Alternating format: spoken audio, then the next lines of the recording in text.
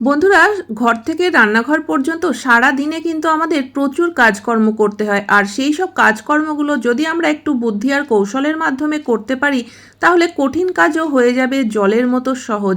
আর আমরা কিন্তু কোনো কাজকেই ভয় পাবো না, কারণ আমরা এই কৌশলগুলো যদি জেনে রাখি, তাহলে কঠিন কাজও আমরা একদম মিনিটের মধ্যে করে ফেলতে পারবো। তো নমস্কার বন্ধুরা, মৌস প্যাশনে তোমাদের সকলকে স্বাগত জানাই। আশা করি তোমরা সকলেই ভালো আছো। তো চলো দেখে নেওয়া যাক আজকের প্রথম টিপস। ঘরে যদি পুরনো মেটালের চুড়ি থাকে, তাহলে কিন্তু আমরা সেই চুড়িগুলোকে ফেলে দিয়ে থাকি, কারণ এগুলো আর আমরা ইউজ করি না। আর এখানে দেখতেই পাচ্ছ যে চুড়িটার কিন্তু রঙও উঠে গেছে বা একদম বেঁকেও গেছে।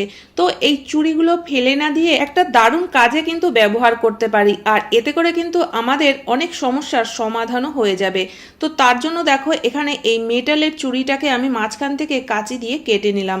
তবে বন্ধুরা, এখানে কিন্তু একটা জিনিস অবশ্যই খেয়াল রাখতে হবে, কাচের বা প্লাস্টিকের চুড়ি কিন্তু এখানে ব্যবহার করা যাবে না।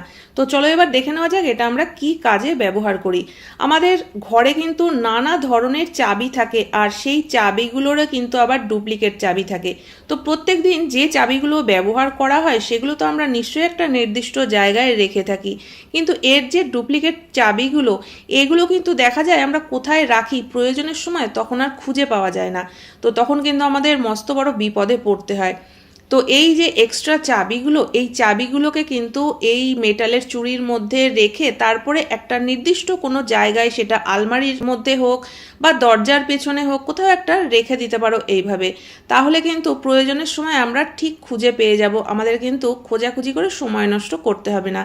আর এখান থেকে বের করাও কিন্তু চাবি কোনো বড় বিষয় নয়, কারণ যেভাবে আমরা চাবিগুলো এর মধ্যে ঢুকিয়েছি ঠিক সেইভাবেই কিন্তু চুড়িটাকে একটু ফাঁকা করে নিয়ে এখান থেকে আমরা চাবিগুলো বের করে নিতে পারবো। তো আশা করি বন্ধুরা এই ছোট্ট ট্রিকটাও তোমাদের কাজে লাগবে। তো দেখে নেওয়া যাক এর পরবর্তী টিপস। রান্নাঘরের ভীষণ গুরুত্বপূর্ণ একটা জিনিস হচ্ছে বেলন চাকি। আর যখনই আমরা রুটি, লুচি, পরোটা যাই করি না কেন, বেলন চাকি ছাড়া তো করা সম্ভবই না।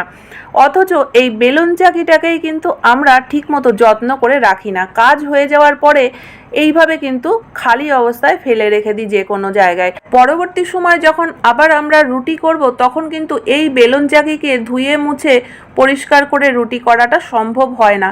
তো আমরা কি করি, এটাকেই তুলে এর মধ্যেই হয়তো রুটি করা শুরু করি, বা খুব বেশি হলে একটা শুকনো কাপড় দিয়ে এইভাবে মুছে নিই। কিন্তু সারাদিন সবসময় যে এইভাবে খোলা অবস্থায় পড়ে থাকে, এতে কিন্তু এর মধ্যে আরশোলা, টিকটিকি বা পোকামাকড়ও বসতে পারে।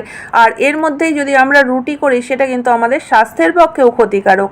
তো আমাদের কাছে এই ধরনের প্লাস্টিক তো ঘরে অনেক থাকে। এরকম ধরনের একটা প্লাস্টিক নিয়ে তার মধ্যে যদি আমরা বেলুন চাকিটাকে রেখে দিই, তাহলে কিন্তু পোকামাকড়েরও কোনো উপদ্রব হবে না এর মধ্যে। আর আমরা যখনই রুটি করব, তখন কিন্তু সহজে এখান থেকে বের করে নিয়ে রুটি করতে পারবো, কোনো ধোয়া মোছারও প্রয়োজন পড়বে না। তো যদি মনে করো যে বেলুন চাকি এক জায়গায় রাখলে অসুবিধা হচ্ছে, তো সেক্ষেত্রে কিন্তু বেলুন চাকি দুটো আলাদা আলাদা প্লাস্টিকের মধ্যে করেও এইভাবে রেখে দিতে পারো। নিজেদের কাজের সুবিধা কিন্তু নিজেদেরকেই বুঝে শুনে করে নিতে হবে। তো বন্ধুরা, দেখে নেওয়া যাক এর পরবর্তী টিপস। আমাদের কিন্তু প্রত্যেক দিন রুটি তৈরি করতে হয়, অন্তত দিনে দুবার তো তৈরি করতে হয়ই। আর রুটি করা এমনই একটা জিনিস, যদি প্রত্যেকটা স্টেপ ঠিক মতো না হয়, তাহলে কিন্তু এই রুটিগুলোই একদম শক্ত হয়ে যায়। আর শক্ত রুটি খেতে যেমন অসুবিধা হয়, সেরকম কিন্তু কোনো কিছু দিয়েই খেতে ভালো লাগে না। তো মাঝে মধ্যে কিন্তু হয় যে আমরা যতই সব কিছু ঠিকঠাক করে করার চেষ্টা করি না কেন, কখনো না কখনো একটু সমস্যা হয়ে যায়। মানে হয়তো কখনো কখনো দেখা যায় যে রুটিটা একটু শক্ত হয়ে গেছে।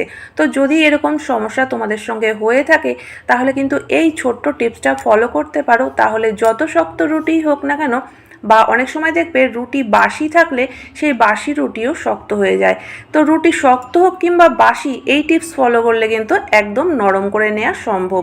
তো তার জন্য দেখো, এখানে আমি একটা প্রেসার কুকার নিয়ে নিয়েছি, আর প্রেসার কুকারের মধ্যে একটা ছোট্ট প্লেট বসিয়ে দিলাম। শক্ত হয়ে যাওয়া রুটিগুলোকে প্লেটের উপরে দিয়ে দিতে হবে। আর নিচে আমি প্লেটটা দিয়েছি এই কারণে যে একদম নিচে যে রুটিটা থাকবে, সেই রুটিটা যেন ভেজা ভেজা হয়ে না যায়। তো এবার আমি প্রেসার কুকারের ঢাকনাটা বন্ধ করে দিলাম, আর এখানে গ্যাসটা ধরিয়ে নিয়েছি। গ্যাসের উপরে প্রেসার কুকারটা বসিয়ে দিলাম। অপেক্ষা করব ততক্ষণ পর্যন্ত যতক্ষণে না প্রেসার কুকারটা খুব ভালোভাবে গরম হয়ে যাচ্ছে। তো এবার আমরা কিন্তু প্রেসার কুকারটা নামিয়ে রেখে দেবো। প্রেসার কুকার যখন একদম ঠান্ডা হয়ে যাবে তখনই কিন্তু ঢাকনাটা খুলবো। তো এবার আমি এখানে প্লেটের উপরে সমস্ত রুটিগুলোকে বের করে নিচ্ছি।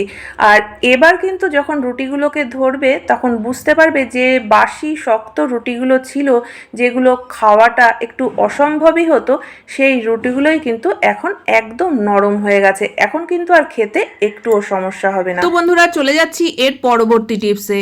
সকাল থেকে রাত পর্যন্ত সারাটা দিনই কিন্তু কিচেন সিঙ্ক আমাদের ব্যবহার করতে হয়, সেটা সবজি ধোয়ার জন্য হোক বা বাসন মাজা বা মাছ মাংস ধোয়ার জন্য। তো এতে করে দেখবে কিচেন সিঙ্কটা কিন্তু অনেকটাই নোংরা হয়ে যায়। অনেক সময় জলের দাগ বসে যায় বা অনেক সময় জলে আয়রন থাকলে তার দাগও কিন্তু বসে যায়।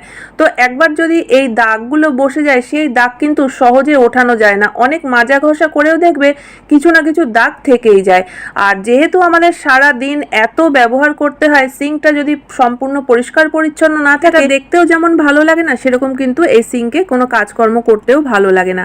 তো সিঙ্ক পরিষ্কার করার জন্য আমরা অনেকেই অনেক রকম টিপস ফলো করে থাকি। তো আজকে একটা অন্য ধরনের টিপস তোমাদের সঙ্গে শেয়ার করছি। তো দেখো, এখানে আমি 1 চামচ মতো নুন সিঙ্কের মধ্যে দিয়ে দিলাম। যদি একটু মোটা দানার নুন হয় তাহলে কিন্তু এটা ভালো স্ক্রাবারের কাজ করবে। তো এখানে নিয়ে নিয়েছি আমি হাফ লেবু। তো এবার নুনের উপর দিয়ে আমি লেবুটাকে এইভাবে ঘষে দিচ্ছি। আর এইভাবে ঘষে কিন্তু পুরো সিঙ্কটাকেই মাখিয়ে দিতে হবে নুন আর লেবুটা।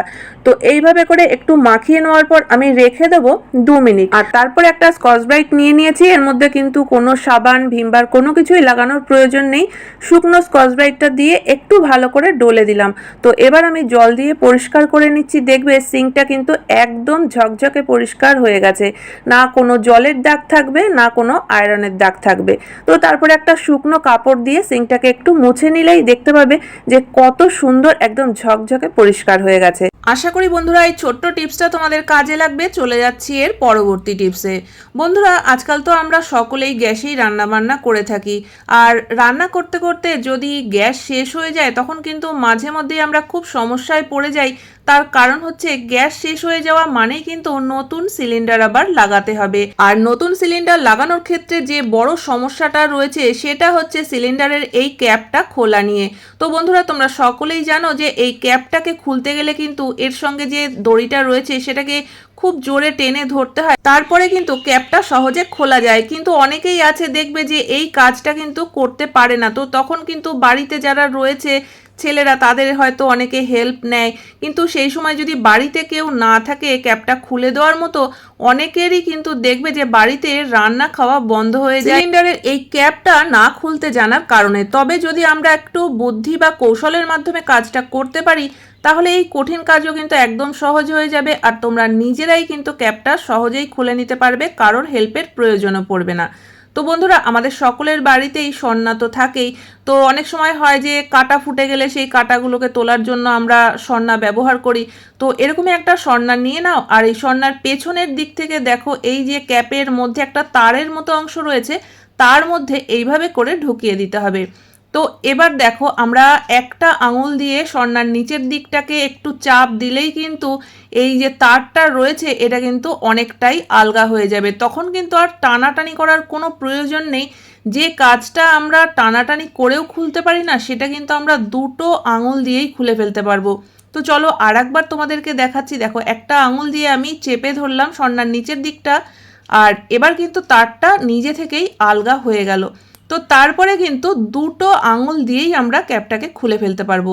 কাজটা কিন্তু অনেকটাই সহজ হয়ে গেল।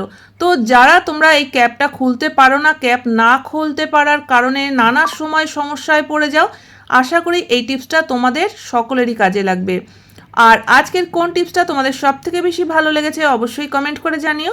ভালো লাগলে চ্যানেলটিকে সাবস্ক্রাইব করে পাশে থাকা বেল আইকনটা অবশ্যই প্রেস করে দিও, যাতে নতুন ভিডিও আপলোড করলে নোটিফিকেশান সবার আগে তোমাদের কাছে পৌঁছে যায়। তাহলে আজকের মতো ভিডিও এখানেই শেষ করছি। দেখা হচ্ছে আবার নতুন ভিডিওতে।